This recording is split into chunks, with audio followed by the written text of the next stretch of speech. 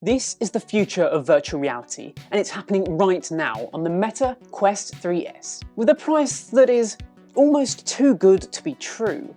Is this a VR steal, or are there just some hidden compromises? I've put it through its paces, and here's everything that you need to know. First up, the price. Starting at £289 for the 128GB model, it is a whopping £200 cheaper than its big brother, the Meta Quest 3. For that price, you get the full package too. You get a headset, 2 controllers, and a ton of accessories, including glasses spacer, and all of the cables, and a wall wart. A solid deal, right? But what's the catch? Let's start off with the controllers. If you've used the Quest 3 before, you're going to feel right at home here. These are the same controllers as you would get with the Quest 3. They're small, lightweight, and ditch that bulky tracking ring. Quite honestly, besides the Index Knuckles controllers, these are perhaps my favourite VR controllers that I've ever used. They just feel great in the hand. If you're working or playing in mixed reality as well, you don't even need the controllers. There's hand tracking here, and it's actually even better than it is on the Quest 3.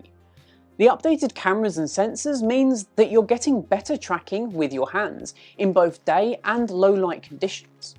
That's actually surprising considering its price point, but it's nice to see it here.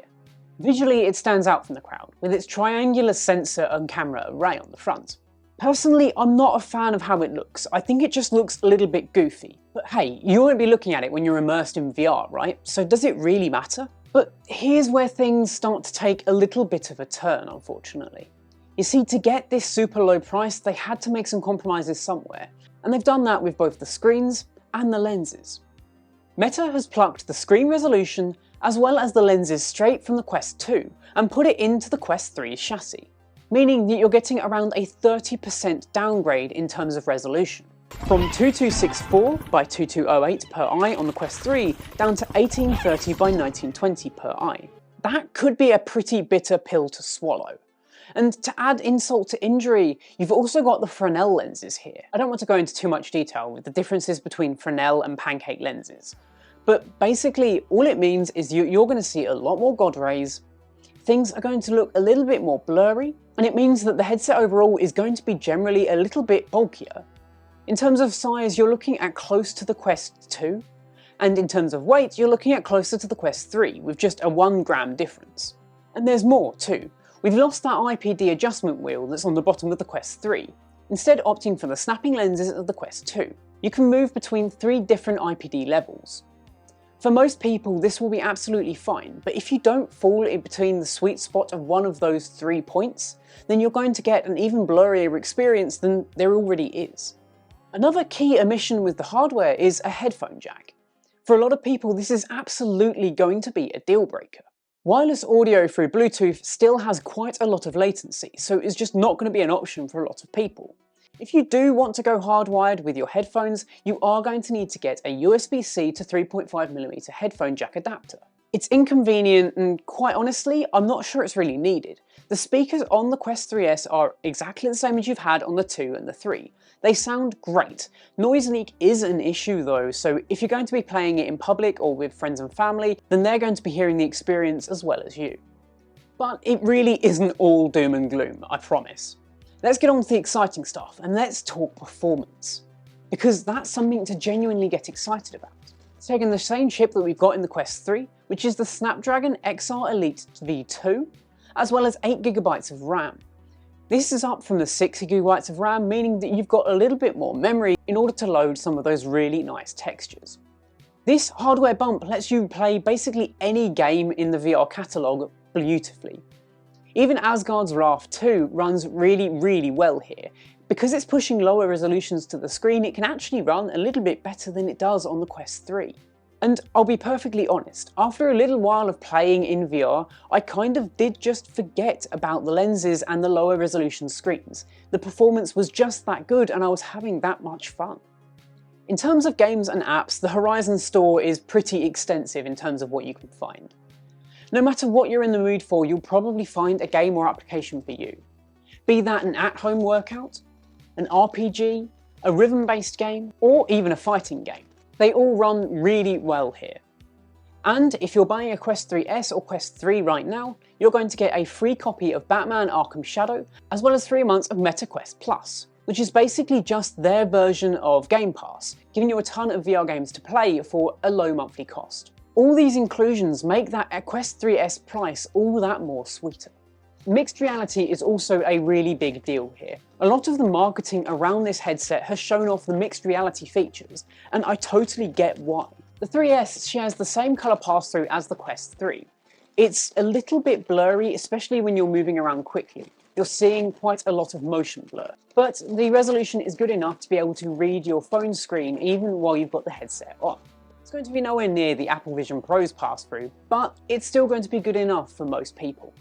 It is more than good enough for Xbox game streaming, and film streaming as well, with things like Netflix and YouTube. All of these windows can be anchored in your space wherever you need them. I tend to use it quite a lot while I'm working from home, because it's got a brand new feature which is basically like Apple Vision Pro's Max screen, where you just look at your Windows computer and it will automatically pop out and allow you to start working on a giant display. There are a ton of mixed reality games as well, with things like Demio allowing you to play a D&D style game on your physical tabletop with friends. How cool is that? It is worth noting that with the Fresnel lenses and the lower resolution display, working from VR can be a little bit challenging. Just because text is hard to read and icons can also be pretty small and blurry.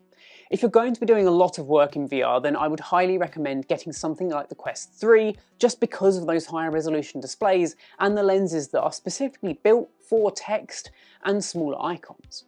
We are missing the depth sensors that are on the Quest 3, so any mixed reality experience that uses room scanning does still work, it's just a little bit slower to actually set up. I was actually shocked at how well the room tracking still worked, even with the omission of that depth sensor. I'll be honest, the mixed reality modes is actually where I spent most of my time with this headset.